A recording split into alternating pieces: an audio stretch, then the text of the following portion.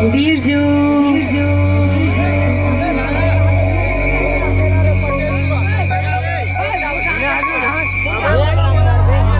कोण हरत बाबा मी जंगल मध्ये काय करतस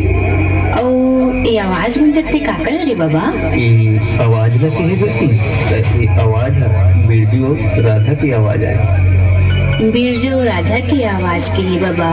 ते बिरजू राधा हरे को बिरजू और राधा ला कहे बेटी कसम मैं बतावा था चल